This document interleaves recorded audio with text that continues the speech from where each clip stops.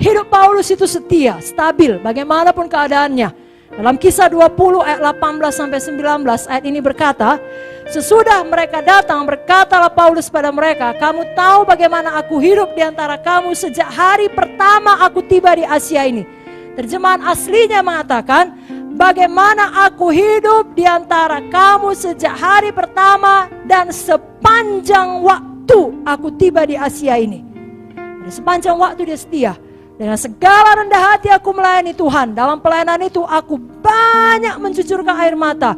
Banyak mengalami pencobaan dari pihak orang Yahudi yang mau membunuh aku. Beginilah dia hamba Tuhan. Menghadapi resiko maut, saudaraku. Begitupun tetap setia.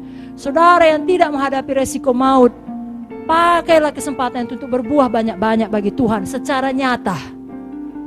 Jangan jatuh bangun. Paulus tidak ada jatuh bangun.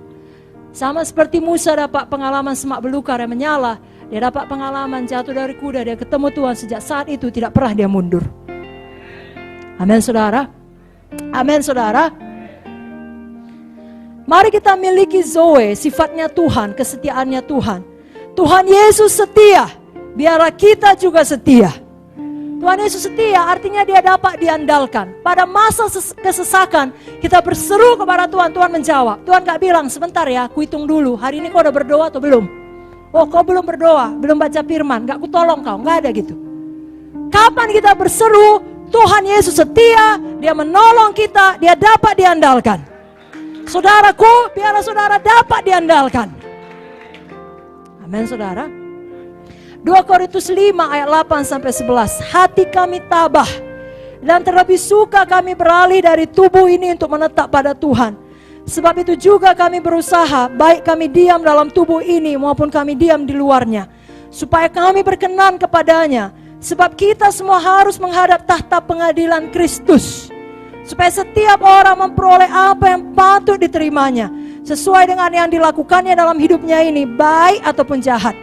Kami tahu apa artinya takut akan Tuhan. Karena itu kami berusaha meyakinkan orang. Bagi Allah hati kami nyata dengan terang. Dan aku harap hati kami nyata juga demikian bagi pertimbangan kamu. Bapak Ibu Saudara, biar Zoe menjadi nyata dalam hidup kita. Hidupnya Yesus jadi nyata dalam hidup kita. Kita tetap setia dalam kekurangan, dalam kelimpahan, dalam kesenangan, dalam persoalan, dalam penderitaan. Filipi 4 ayat 12. Aku tahu apa itu kekurangan, aku tahu apa itu kelimpahan. Dalam segala hal dan dalam segala perkara, tidak ada sesuatu yang merupakan rahasia bagiku. Baik dalam hal kenyang maupun dalam hal kelaparan, baik dalam hal kelimpahan maupun dalam hal kekurangan. Dalam penderitaan, dalam stres pun, biar itu jadikan kesempatan untuk mengeluarkan Zoe tadi. Zoe tadi justru menjadi semakin nyata. Karakter apa yang kita nyatakan kalau stres melanda kita? Kalau persoalan datang, kalau penyakit datang. Dalam Lukas 22 ayat 42, ini doa Tuhan Yesus. Ini ayat yang terakhir. Lukas 22 ayat 42, saya bacakan kepada saudara. Saudara semua tahu isinya. Bukan kehendakku Bapa, tapi kehendakmu jadilah. Itu doa Tuhan Yesus. Hematidrosis itu istilah kedokteran. Hematidrosis istilah kedokteran yang menggambarkan seseorang yang berkeringat darah.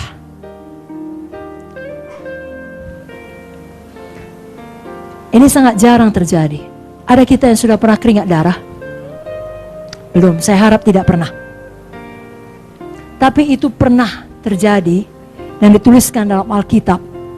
Dialami oleh Tuhan Yesus sendiri. Dan ilmu kedokteran menerangkan itu akan terjadi kalau seseorang di bawah tekanan fisik yang sangat besar atau tekanan emosi, stres yang sangat besar.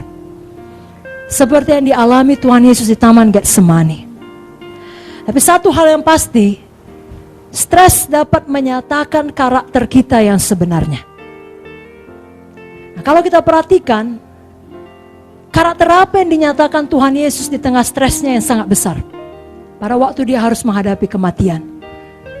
Nah, sebenarnya bukan itu kali. Pada waktu dia harus memikul semua dosa umat manusia. Karakter apa yang keluar? Apakah Tuhan Yesus berteriak dalam keputusasaan? Apakah Tuhan Yesus mempertimbangkan untuk memberontak kepada Bapa? Apakah Tuhan Yesus mau melarikan diri? Ataupun Tuhan Yesus marah kepada Bapa, merasa ini tidak adil ditimpakan kepadanya. Aku tidak berdosa, kenapa aku harus menanggungnya? Tidak. Apa yang dilakukan Tuhan Yesus tengah stres yang besar? Dia berdoa. Lalu dia menyerahkan dirinya kepada kehendak Bapa. Dan walau untuk itu dia harus membayarnya dengan nyawanya sendiri. Dari jawaban Yesus dan dari tindakannya setelah itu, kita tahu ada banyak dimensi karakter Yesus yang dinyatakan.